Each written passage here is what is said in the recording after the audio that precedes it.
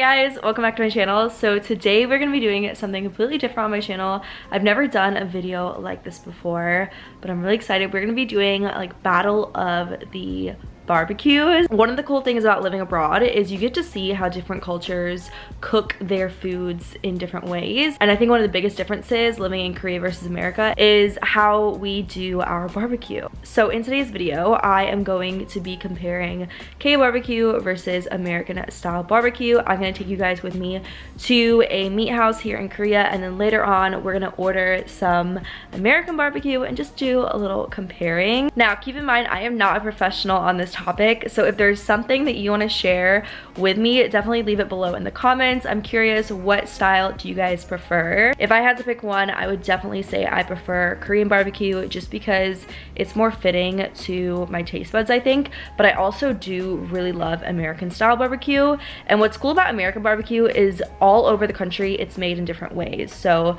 like Tennessee barbecue is totally different from Texas barbecue, which is totally different from North Carolina barbecue. But anyways, I hope you guys enjoy this video. I'm getting really hungry, so soon we're gonna head out and go eat some Korean style barbecue.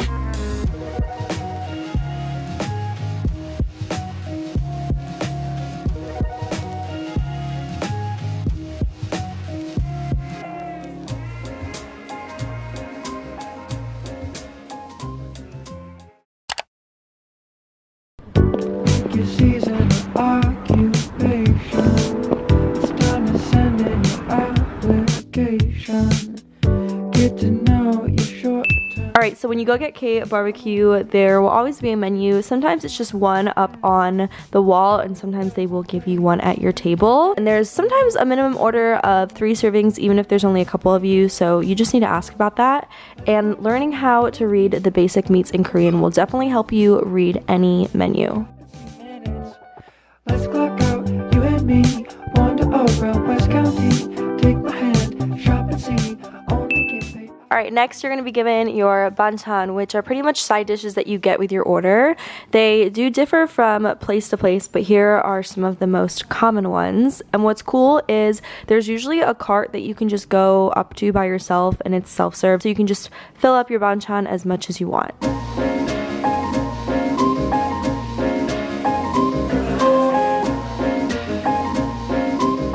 Alright, so next your server is going to start prepping your grill depending on what kind of meat you're eating. So pork is cooked on a plate grill, and then if you're eating beef, it'll be cooked on a mesh grill. And if you're eating like a couple different kinds of meats, the server will swap your grills out depending on what you're eating. So one of the biggest things I think foreigners are wondering about is like, how do I cook my meat? How do I flip it? When do I flip it? There's a basic rule which I go by, which is just looking for a little bit of sweat or water on the top of your meat. Kind of like when you're cooking a pancake and you have to wait for it to get bubbly before you flip it. A lot of times when my friends and I are cooking our meat, we just don't talk, because if we get distracted and wait too long, the meat might become a little bit dry and burnt.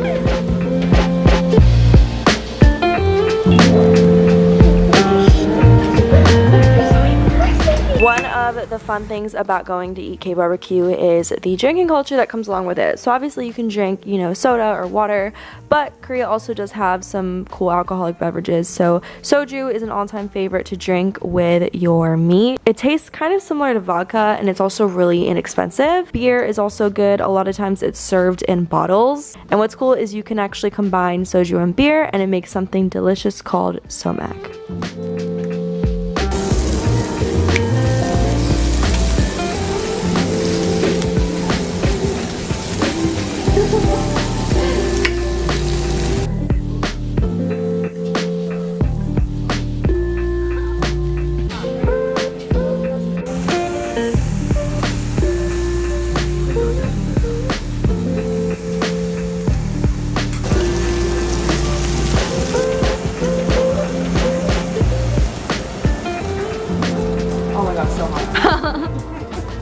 Great. It smells good.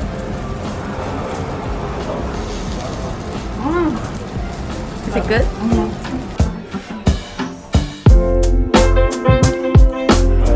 And something to note to yourself is if you go eat K-BBQ, you might want to bring perfume or something with you, because after you are probably going to smell like straight up smoked meat.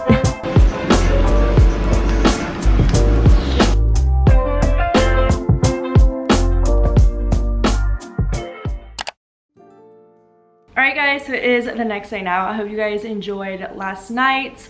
I ate some really good food, but it is about 5 o'clock now, so it's time to have another dinner of barbecue, and I'm really excited because this is actually complete American style. Now, if I was living in Seoul right now, I would actually have so many options.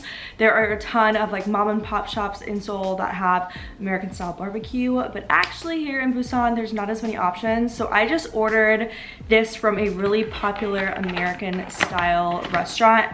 They have these restaurants all over America, and I literally, oh my gosh, there's so much food in here. I just ordered ribs, like American style ribs, which I have not had in such a long time. And it also came with, I believe this is fried green beans or fried okra. All right, so I did get a side of fried rice, which I know American style barbecue, there is rice that usually has vegetables in it. So this was the closest thing that I could get. But here is the main course. This smells so good, and it is just their classic set of ribs. And here is an up close. Cleo, I'm gonna need you to back up. Here is an up close of the ribs. So as you can tell, it's super different from Korean barbecue. I mean, this is complete Western style.